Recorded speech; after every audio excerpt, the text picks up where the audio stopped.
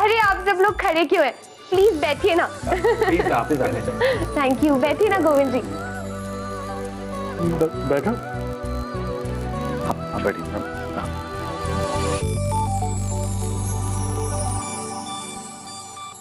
वैसे गोविंद जी, अपनी वाइफ से कहिएगा कि वो बहुत ही टेस्टी खाना बनाती है। रियली? Thank you. वैसे आप सभी के साथ हमें लंच करने में बहुत अच्छा लग रहा है। इतने दिनों के बाद हम इतना तरह तरह का खाना खा रहे हैं, बहुत मजा आ रहा है हमें। Thank you very much ma'am.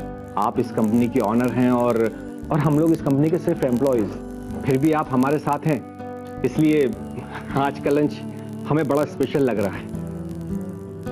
अरे नहीं नहीं काबरा जी, आप कैसी बातें कर रहे हैं? हमारे दादू कहा करते थे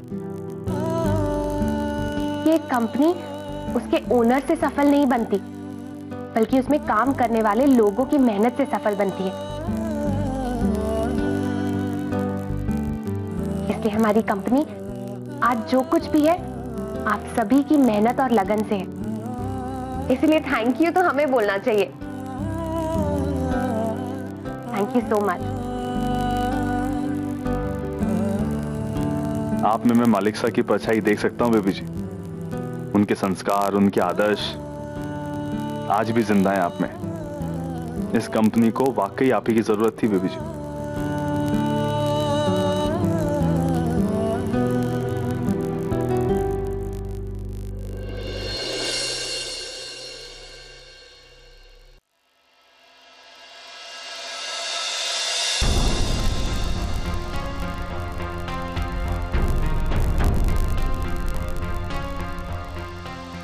ये पैसे तुम लॉकर में बंद क्यों कर रही हो?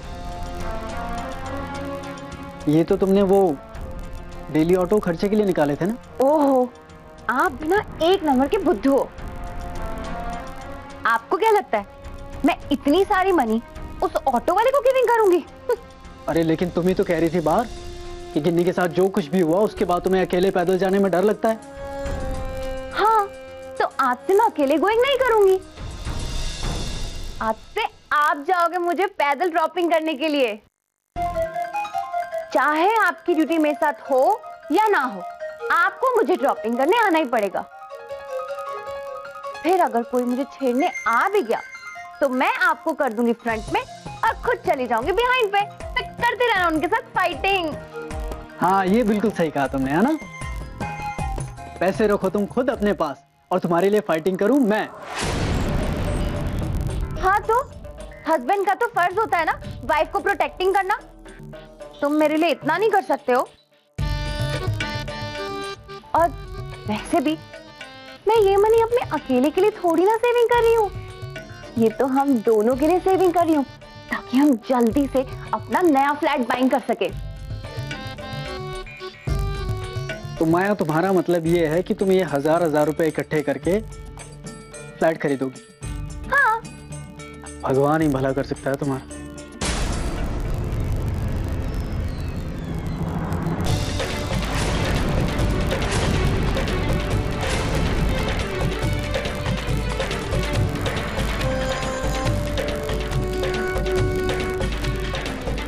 आप दोनों तो बहुत समझदार निकले। अरे अरे घबराइए मत, मैं किसी को कुछ नहीं कहने वाला। महादेव की कसम, बल्कि मैं तो आप लोगों की सोच से बहुत प्रभावित हुआ हूं। अगर मेरे पास भी पैसे होते तो मैं भी वही करता जो आप लोग कर रहे हो।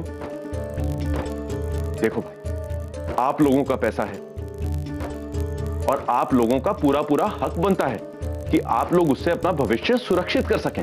हाँ, मैं भी तो यही थिंकिंग कर रही थी। मैं आपकी थिंकिंग बहुत अच्छी तरह समझ चुका हूं।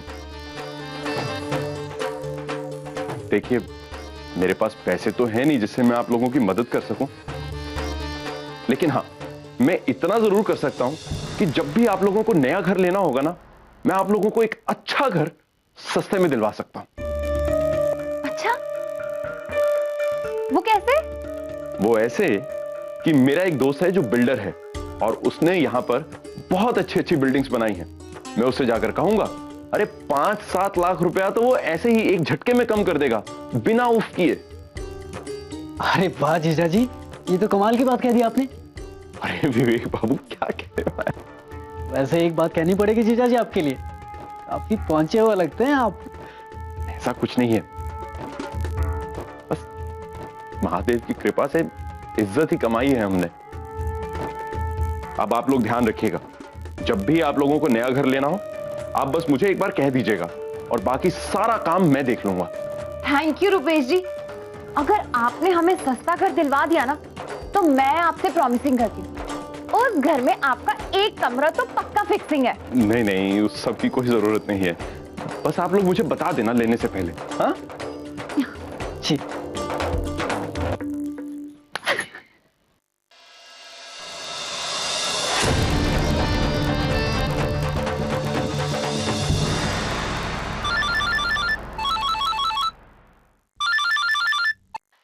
हेलो बेबी जी।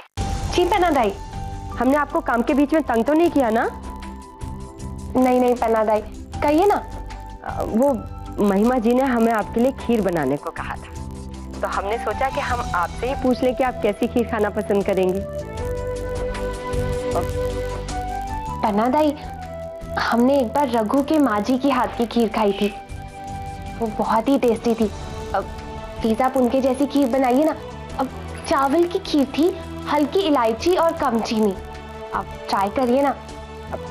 ठीक है बेबी जी, हम वैसी ही खीर बनाने की कोशिश करेंगे। अभी हम रखते हैं। जी पन्ना दाई, थैंक यू।